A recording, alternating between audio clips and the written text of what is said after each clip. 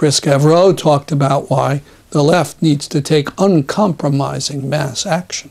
The war in Afghanistan is already the longest war in U.S. history. As Michael reported, pain and suffering in Iraq just goes on and on. Equally morally repugnant is the vicious propaganda campaign and illegal blockade against Iran. As well, the U.S. flaunts all world opinion and continues to support the brutal Israeli regime. Its apartheid walls, its dark prisons, criminal blockades, and its nuclear arsenal bristling with weapons aimed at all the other nations of the Middle East and South Asia. From Korea to Costa Rica, the U.S. military machine is in deadly motion. In truth, when we think about strategy, there's only one force on earth that can put this monster back in its cage. That is the force we saw in motion in 2006 when millions of immigrant workers took to the streets. That's the force we sensed when the Oakland longshoremen let that Israeli ship sit idly in the port. That force is the political mobilization of working people in their millions abroad and here at home.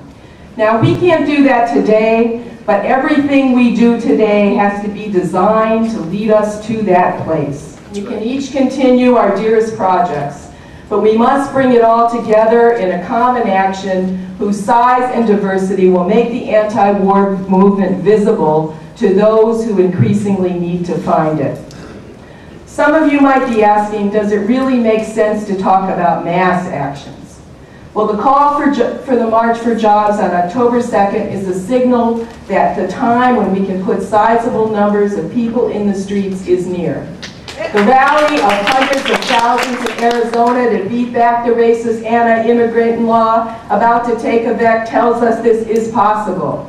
Did you experience the power of 200,000 Latino workers in Washington last March?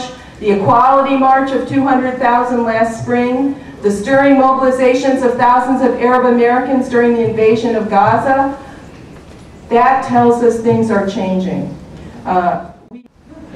But there's a much more immediate and pressing reason why our united actions have to be organized around the demands that reflect what we really want, not what they want us to call for.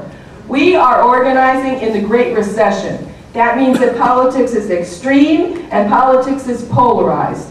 The vast majority of the people victimized by this war hate all politicians, and especially those in power. They hate whatever regime is in power because their life is in shambles and there is no end to their misery. The jobs are not coming back. The homes are not coming back. The deportations are not going to end. If we tie our demonstrations to the defense of the indefensible things being done in this Congress, we risk losing the people we need to the other political force that is willing to stand up and just say no to politics as usual. We risk driving at least some of the Anglo victims of this war to the extreme right, to the Tea Party, or to whatever radicalized rightist force is willing to stand up and say no to parliamentary games. In that, Kathy Kelly, who has recently spent months in Afghanistan, talked to the conference about keeping balance. It's very difficult to find actions commensurate to the crimes being committed. And there's a priest who was killed in Guatemala. Some of you would know him, Larry Roosevelt. He's somebody from whom I drew a great deal of inspiration because he always stayed with the poorest of the poor. And when you kind of try to mine through Larry's writings, what he said was that the best way to find equilibrium is to keep one foot firmly planted amongst those who bear the brunt of the suffering, the physical and the psychological suffering caused by our wars, and keep the other foot firmly planted in non-violent resistance to these wars, and thereby find our equilibrium. But we might wonder to ourselves, how can we keep a foot planted amongst the families in Afghanistan where 850 children die every single day? Every day, 850 children die. How shall we keep a foot planted in Iraq now, a broken country, broken by our wars and our sanctions and our ongoing wars and the cruelty inflicted on people there. How shall we keep a foot planted in the poverty that reeks Pakistan while our drones fly overhead, breaking sovereignty? How do we keep a foot planted in Guantanamo?